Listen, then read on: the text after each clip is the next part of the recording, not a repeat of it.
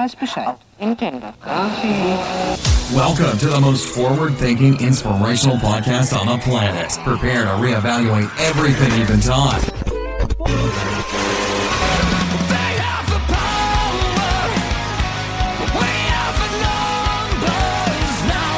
It's all just a constant illusion of control. They break us like horses.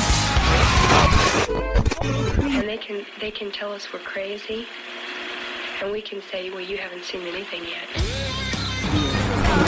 Everything you knew was a goddamn lie. Put you up and explode like it's the 4th of July. Possessed by perfection in this land, if you're awake, you're the enemy.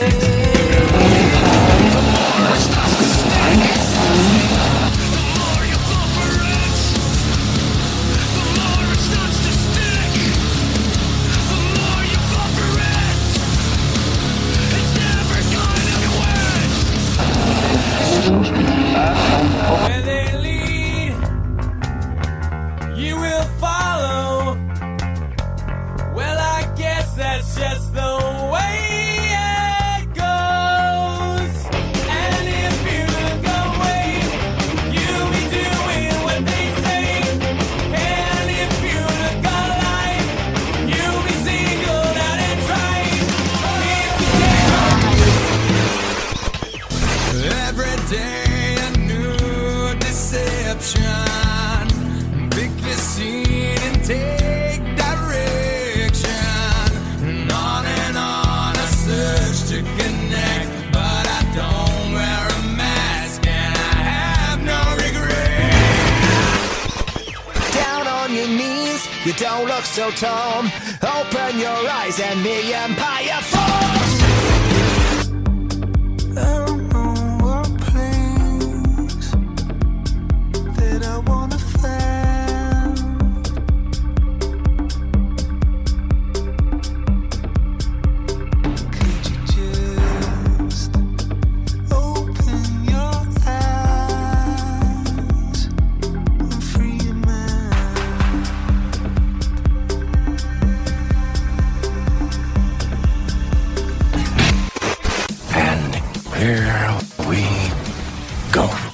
I was surfing the internet the other day. The old internet. I think it was on Facebook. I was definitely on Facebook.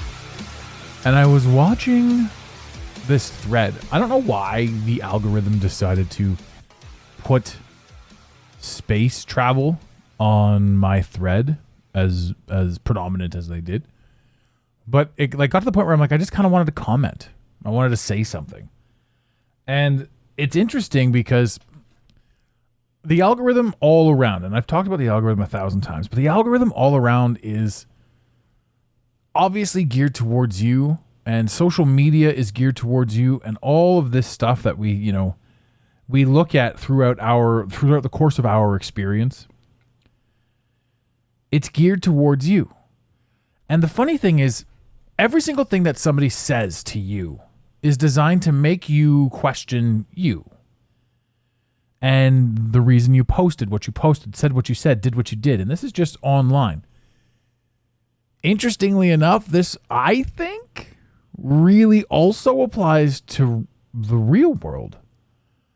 Because just as fake as the online world is, the real world seems to run on the same premise. So I drifted off into an algorithm that I don't belong in, apparently. And it was the space race, the NASA people. There's a photograph of, I guess, Neil Armstrong standing on the moon. Now, you all know how I feel about the moon landing. And it's funny because we can sit here and you and I, as I speak and you listen, are in the same algorithm. We are having similar thoughts. We're expanding ourselves. We're doing all this sort of stuff. And I see like a beautiful symbiotic coexistence. And I love it. And it makes me laugh when you jump out of your niche, I suppose, when you jump out of your algorithm. So the photo is Neil Armstrong and the horizon's behind him on the moon. And it's also in front of him on the visor, on his visor. Now it looks to be 300-400 yards behind him on the moon. And it would also be about 300-400 yards in front of him on the moon.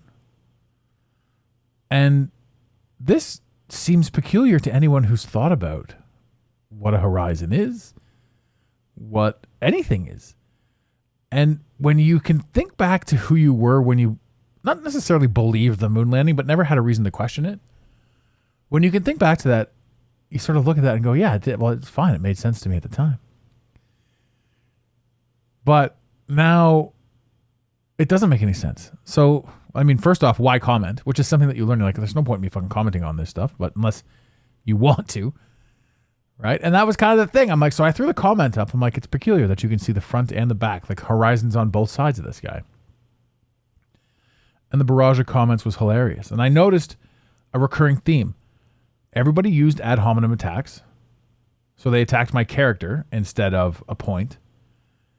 Or if they didn't do that, they had a jabby jab in their display pic, or they had the yellow and blue flag in their display pic.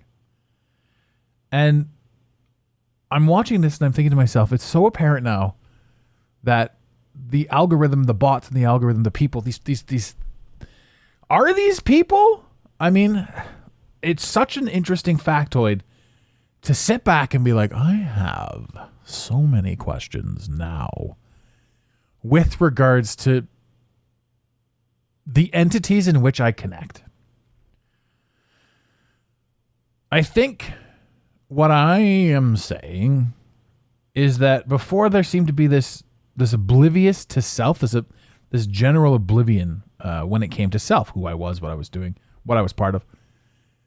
Talking about being part of a community, part of this, part of that. I mean, you have your friends, you do your thing, you do this, you do that, you go out, you get drunk, you go to work, you put on your pants, you do all this other stuff.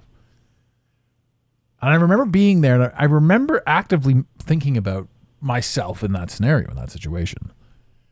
And I remember thinking, man, I am lonely, I'm bored, I'm agitated, I'm aggravated.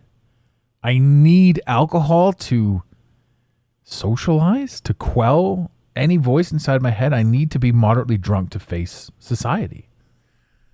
And the weird thing was, at the time, I was nowhere near waking up. I'd always seen things a little bit differently. I'd always understood things to be a little bit different. And I always questioned everything, but I didn't really have any basis to do any extensive questioning. And any questioning that I did do was always met with backlash, to which made me feel that I was incorrect. I shouldn't be asking questions, and I shouldn't be pushing the narrative, and I shouldn't be doing anything. And that felt normal. So when you look at it that way, when you sort of look at it with new information, new eyes, new perspective, if you decide to rise up, if you decide to ask questions, if you decide to question anything internally, and then float it out there, not even aggressively, to be met with such disdain and such arrogance and such ignorance is a massive statement as to the society in which we live.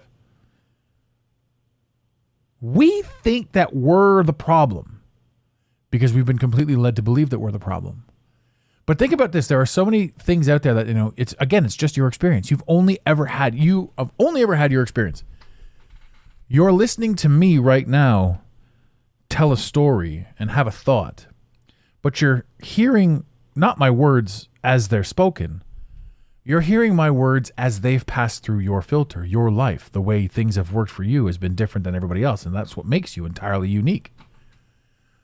To be open to that is a phenomenal thing, to understand that our minds can be anything. Also to understand that everything that we've even considered thinking on this journey of waking up and becoming more self-aware, all of it can be changed. Everything that we grew into, we can grow out of. It's sad then to look at the people who are completely locked in that algo. The amount of people that wanted it to come out, get onto Facebook, and I would have to assume that these are people that have jobs, like they do stuff, They wanted to come onto Facebook and they wanted to shit on anyone who does not see things the way they do. This is the interesting thing to me. You throw a piece of meat into a fish tank filled with hungry piranhas, they're going to eat. They're going to be ravenous. They're going to go nuts. It's going to be a frenzy.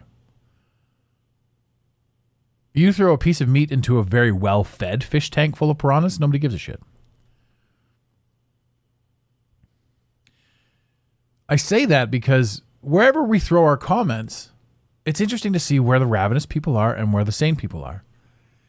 And there was a time where if you had these thoughts, these external thoughts, these, I don't know, questioning anything that was handed to you, thoughts, you'd be attacked. And that was so normal for so long that it made you feel that you were ostracized and that you were the crazy one.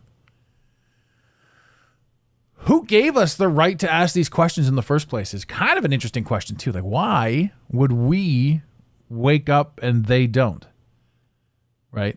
And when you dive into that line of thought too, you really start expanding upon who are they? Who am I? What's the experience that I'm having? Why am I having it? Am I the only one here? Am I the only one here, or am I everyone here? And every interaction I have with everybody helps shape who and where I am. Or am I the only one here? Where am I? Where is here? Why am I not allowed to ask these questions? Who says I'm not allowed? Why do I think I'm not allowed? Am I asking in the right sphere? Am I asking in the right place? Am I asking the right things? The truth is, absolutely everything is fluid. And there's this old saying, stand for something or fall for everything. And that one's kind of fun too. Because you really believe that. You're like, I need to stand for something, don't I? Isn't that why I'm here? I'm here to stand for things. But what? Anything you stand on firmly limits you from being able to see something down the road. Now, granted, anything you stand on firmly also allows you to lunge off of that thing, off from to which thing.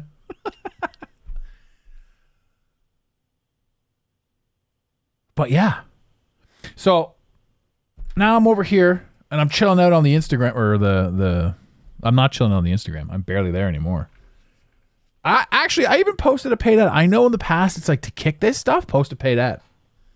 Man, I posted that ad 48 hours ago. Ain't nobody pending approval. Like, I can't even buy my way out of the shadow, man. And that's funny. That is funny. But there are some diehards that are on the Instagram. Instagram.com/The Mental Mastery Alliance. If you aren't following, there are some diehards on there that I love. And if you guys are listening and if you want to throw like a comment, a random anything out on the podcast, on the thing, A, we're going to get back to you because nobody's talking to us anymore. But B, the engagement's good. It helps with the algorithm. We might be able to get back. And, we'll probably never, I don't want to say never. I mean, we'll probably get back to where we were. It's just going to take a while because so many other things are put into play. Which is, again, algorithmic, is it not? If I'm not going to make a jump and change course and change focus to somehow being able to help a bunch of other people in a certain way, in a different niche, if I'm going to live in my comfort zone, is anything really going to get accomplished? And then when you stop looking at the comfort zone as, I don't know, a benchmark, a basis point, a thing, when you start saying it's okay to reach for goals, it's okay to reach for things, it's okay to go a little bit more extravagant, you're rewarded handsomely. And I think that's fascinating too. So as we sit here, the follow along if you can. I mean, I think I'm okay with this. I tend to circle talk a lot, but I think I'm okay here. And because I'm basically paralleling the internet with real life, because real life as we understand it, man, it's looking less and less like anything other than a computer program. Look at the media. Look at the stuff that's coming out. Like, it's just consistent. It's consistent rhetoric. It's consistent argumentative. It's consistent division. I came across a post from it was actually a share, but it was the Freethinker Society. No, it wasn't the Freethinker Society. But shout out to the Freethinker Society, a very solid podcast. If you guys are into that sort of thing, which I think you are, the Freethinker Society is amazing. Mike Romanelli, good friend of the show. Actually, I should get him back on. Mike, if you're listening, come back. Come back to us. So what was I talking about? That is correct. I was talking about the Free Thought Project.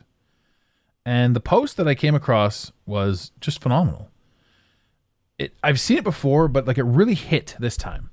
So the post is like a devil and God hand playing a game of chess, and it's just saying we're all being, played. And when you look at religion as part of the factor that's playing us, it's kind of a fuck around, like big time. Because even the things that we desperately want to believe in, per se, religion, health, and all that sort of stuff, they're a huge factor in the same thing. They're a huge factor in how we choose to see how we're able to be manipulated. Like when I say everything is the same down here, like there's nothing new under the sun, it's fascinating. It's fascinating how the internet works and how we work and how stocks work and all this sort of stuff. Like the stagnancy, man, it's creepy. So the quote goes, "We are all being played. Divide and conquer. If they keep us fighting with each other, we will never fight the true enemy, the establishment." And I used to love this train of thought because I was firmly there as well. The establishment. The divide and conquer mechanisms, and these ones are huge, right? Skin color. And I talked about this, I think it was the episode before last. I went on a bit of a rant. The divide and conquer mechanisms are skin color, nationality, sexual identity, religion, language, profession, class, social customs, political identity. Like, think about, they're dividing us right now on the sexes. Are you a trans? Are you this? Are you that? Do you identify as a couch? Like, what the fuck? Bottom line, and this is the absolute bottom line, and this is one of the greatest things when it comes to enlightenment. Enlightenment to me used to be like an interesting, destination, but it isn't. It's not like you gain enlightenment. Enlightenment only really comes from unlearning everything. And also the term enlightenment is kind of douchey. I'm enlightened. Okay. All right there. Fancy pants. Like, one of the things too, and here's one of the things that nobody really talks about, is when you actually become enlightened, you officially stop driving into parking spaces. You always back in. So whenever you see somebody backed in, you can tell that that's an enlightened person. I'm being facetious right there. And Instagram censorship land, there's no proof that that's actually true. Nobody's ever quoted that. False information. This account rapidly proved. They put up that thing on my, if you go to follow me, if you guys have seen this before, if you unfollow and then follow me again, it'll tell you. It'll be like, hey, this account posts a bunch of weird shit. Are you sure you want to follow? I'm like, I don't know if that's a badge of honor or not. But we ended up being that guy. Hey, we're still alive. A lot of the guys that I came up with are gone. They've been kiboshed. But hey, here we are. Now, kind of really lost my train of thought there on sort of everything that I was talking about. So I'm just going to jive back in with what flows with me. The whole algorithm is actually, in my opinion, beneficial. All of the things that we think that we don't want, really the only pain that comes from that is the actual not wanting of them. Altering it, no problem. Listening to people fight other things, like if you want to test the waters, you want to stick your toe, like if you want to stick your toe in that piranha water I was speaking about earlier, the super hungry piranhas, step out of your algorithm. Slide out of your social media algorithm and go somewhere peculiar and say something that you believe on something like, I don't know, anything. And just watch the people attack you. And then think to yourself, as the person that you are right now and in the mindset that you're in right now, if somebody drifted over into your train of thought or into the things that you like, the pictures that you look at, and made a comment, first of all, are you even in the comments? Like, do you give a shit? Like, I read the comments sometimes to see some stuff, but I'm never really intentionally in the comments. I don't care to be that.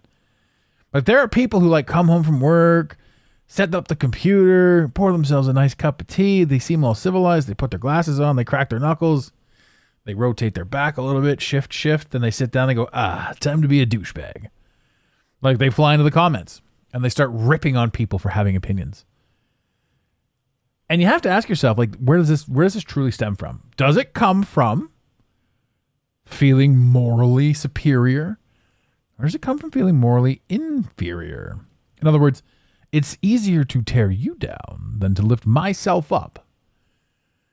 It's fascinating because once you see past the patterns, like in the Matrix, the guy says, all I see is, this and that. He's like, I'm looking at the Matrix. All I see is the falling green numbers. And that's kind of the way it is. Like when you see past this, you see the people's patterns. And then there was the psychological definition. Oh, they are that because of this, because of their childhood, because of blah, blah, blah, blah.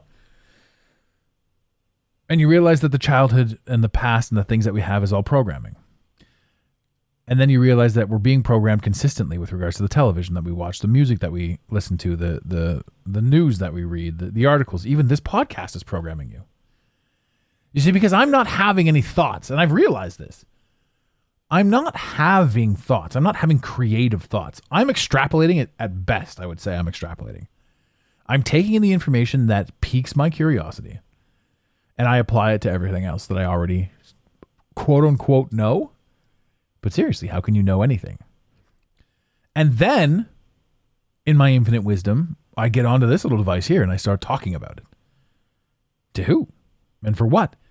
Right? And at the end of the day, the fan base is growing, and I love each and every one of you. You guys are amazing. It's almost crazy how big the podcast is getting. And I'm super, super thankful for it. I'm super thankful for each and every one of you. But at the end of the day, sort of as I sit here and as I broadcast and as I talk, it's just me sitting in front of a microphone. Granted, there are results to everything that you do. But what am I doing right now? Right? When you've completely removed yourself from, or if you can imagine if you will, removing yourself or viewing your character, i.e. your meat suit running around the game, much like Grand Theft Auto, from a higher perspective, you're just watching yourself. And if I were to say that right now, it's just me having these thoughts, having these ideologies, having these feelings, having these things run through my head. And then I just sit down in front of the microphone and start recording. I press a few buttons here, I press a few buttons there. That's kind of all I'm doing. Right? And you guys, I've never met you guys. Right? But the numbers on the same screen where I'm pressing the buttons are going up. And honestly, it could all be fake. Right? There could be no people listening. I don't know. I don't know. I mean, there are results. Sure. There are numbers. Sure. But what are we really doing? Well, the act of what we're doing. I sit down. I tell a story. I press upload. And the numbers go up. And this is how we become algorithmic. You are a dude right now or a lady. And I'm sticking with those two. And I'll even add a third one. You're a dude, you're a lady, you're whatever the fuck you want to be. And that's pretty cool too. As long as you aren't ramming it down everyone's throat that you're something else. Like, if you're a dude and you're out there and you're ramming that down people's throats, like, I'm a fucking guy. Whee! It's like, bro, fuck you. And if you're a chick and you're like, I'm a fucking chick. Woo! Honestly, calm down. And if you're a whatever else you want to be and you're also screaming, I'm a whatever else I want to be, shut the fuck up. Nobody cares. Nobody cares except you. And unfortunately, there are a certain group of people who are louder than others that demand other people pay attention. And this again lies into the algorithm. So in the algorithm, if people don't agree with you online, we do something weird. If people don't agree with you in person, we do something weird. Anyone that's out there being like, I fucking hate this, that, and the other thing, or I'm a certain way, and if you don't agree with the way I am, I hate you for it, and you're perpetuating hate. It's the same thing. You have become the thing you swore to protect the city against. Everybody should be free to be whatever they want without ramming whatever that is down the throats of other people. And honestly, that's exactly how it is. Who's doing the ramming? Well, the media. And if the media wasn't doing the ramming, would we even understand that there was conflict at all? And if we didn't understand that there was conflict, who would save us from the conflict? Would there be a purpose for any higher power? No. But also, without conflict, is there much of a fun game for us to play, learn, become, overcome? One of the coolest things that happens when you jump out of the finger pointing game or the guy online shitting on other people, because I remember when Facebook was new, I used to love getting on there and ripping on people. I was a quote unquote troll. Internet troll. Because, get this, ladies and gentlemen, there was a point in my life where I hated myself. But could I admit that to anybody else? No. Could I even admit it to myself? Not in the least. Where did it come from? Do I want to blame my parents? Sure, that's an easy scapegoat. But your parents created or helped create the version of you that you needed to become to overcome the obstacles that you wanted to overcome. We can't even blame our parents anymore. Ah, nuts. Sorry to everybody listening to this show that can no longer blame their parents.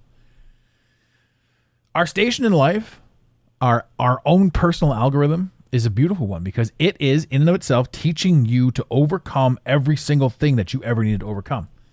Self-help, hatred, self-hate, self-help, all of it. That marketplace is huge. Here's another one on a completely different scale. I was reading one of these guys that I follow and I watch. And I only follow him because he says absurd things, but they're positive things. So people take good notes from it. But this guy says, I went from making $1 million a year to $3 to $10 million a year. And here's the first things I did. I stopped listening to gurus. I stopped reading. And I'm looking at this going, how is this even possible? And he's like, I got out of my comfort zone. And so there's a lot of stuff that was in there that was true. Right. And maybe he did do these things. Maybe he stopped reading. And I understand maybe not reading and then implementing. Right. But I've never been the kind of guy that wants to go from 3 million to 10 million a year. Like, I don't need $10 million a year. More money, more problems. That's what I got from 90s rap. And I've got enough problems. And I love being able to be one-on-one with my clients. I love being able to help. I love having a larger impact than a larger bank account. Bottom line. There are 1 million people out there that can help 1 million other people. But those that need to be helped specifically by me exist because I need to grow from my experience with them. And now, this other guy who says all these things like, don't do this, don't do that, change this, change that, go from this to that. My only curiosity with his story is, why are you sharing it on Facebook? Because from my personal experience, every true to life millionaire, billionaire, whatever that I know, has somebody else running their social media. Which means he probably has somebody running his social media. Which means the people that he's trying to target that would be going from 3 to 10 million, they aren't on Facebook. So why is he doing what he's doing? Well, probably because he has to. Because it's part of him. Because if one person sees something and moves something and changes the needle somewhere, somehow, it's good. It's the same with Lamborghini. Lamborghini doesn't have television commercials because Lamborghini's audience is not watching television. Why are we watching television? Right? So I say these things and I give these examples because in life, in the game of life, in the station of life, wherever you are, there's a position above you and there's a position below you. And you have a history of where you came from to get you to where you're going. Now, is it on me to want to make $10 million a year? I don't think so. I don't really care for money. I don't really care for the way the world works with regards to it. I don't really care for the distraction that it is. My main focus is becoming a more comprehensive and full version of me, and in the process, helping people do the same thing with themselves. I want you to get there. Does that mean I'm free? Fuck no. Right?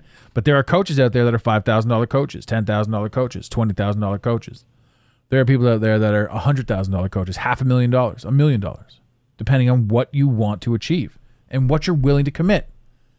Money has absolutely nothing to do with how much the coach needs to get paid, but how much the entity and the individual deems necessary. If you're sitting in a spot right now and you're like, man, I could really use a leg up in life and understand how to make an extra $100,000, $300,000 a year, and believe in myself to do it, and then you find a coach that's willing to teach you exactly that and shave the time off your schedule, and he says, yeah, I'm $25,000 to $50,000, and you say $25,000, that's too much. I'm gonna go find me a $10,000 coach. And you're going to glean a little bit from that $10,000 coach, but there's going to come a time where you're probably going to be like, I already know a little bit more than you. Right? So finance in this realm, and I equated my position to it because it was an easy equation. But finance in this realm has nothing to do with how much money you have. Because what finance truly represents is how far along in the game you are. It's an additive and a tool that allows you to comprehend certain things. Now, I know what you're going to say. Well, what about the people that win the lottery? Well, I know a lot of people who have won the lottery. Oddly, I know too many people who have won the lottery. And none of them have any real skill. Winning the lottery doesn't take skill. So those that had no financial literacy or self-literacy or self-love or self-respect in that sort of sense, I mean, that's a big statement, so I'm not going to back that up by saying self-respecting people don't win the lottery. I'm going to say that if you win the lottery, there's a high likelihood that you're going to be broke. And you're going to be in a worse situation than you were before you started with the winnings. That's how 90% of this goes. Because people don't know what to do with the money. Right? To earn $10 is huge. To earn $1,000 is huge. To earn $10,000 is huge. To become the person that knows how to earn that consistently is the goal. It's not the money. It's never been the money. To win the lottery is a nice bonus, but to have it prevent you from moving forward with becoming the person who keeps stepping up and keeps elevating their own game and their own level and their own thing, that's detrimental. Because people think, I'm only doing this for the money, which is fucking bullshit. You need to be doing what you're doing for the experience. Jim Rome said it absolutely best when he said, don't ask what you're getting, ask who you're becoming. And that made no fucking sense to me at all when I was broke. But it's huge. It's huge now. I don't even know what to title this episode. Like, I was literally all over the place here. But this one is certainly an episode that, I wanted to even talk about self-doubting, in your past and all that sort of stuff. And the fear-based society. But I'm actually probably going to save that for next episode because I've already run half an hour into this one. You guys are still sitting around listening to me. Not sitting around, but thankfully you guys you sat through half an hour of my rambles. I barely even took a breath. The hell's wrong with me? How can I talk so much? Ladies and gentlemen, if you are interested in coaching or know somebody who's interested in coaching, please do reach out to me directly. There are a few spots to the right person. It's not a ploy. This isn't a sales tactic. I'm at the point in my game where I do want to help you. But there's a very specific energy and flow that would have to connect. I'm not for everybody, bottom line.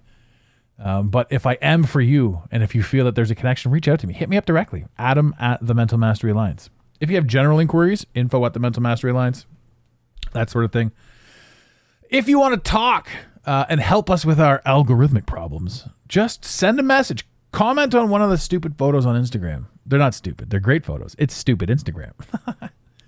But understanding and loving yourself throughout the process is fucking key. Right? So I sit here with my aggression and my conspiracies and my tinfoil hat, and all I really want from you guys, man, is to feel good, to step up, to stand on your boat and scream from the top of your lungs, what's going on? Ladies and gentlemen, in the infamous words of Red Green, keep your stick on the ice.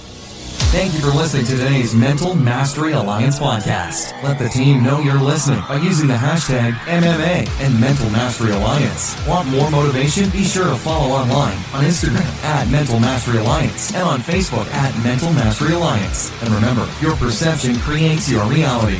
Make it a great day. You got it, Pontiac.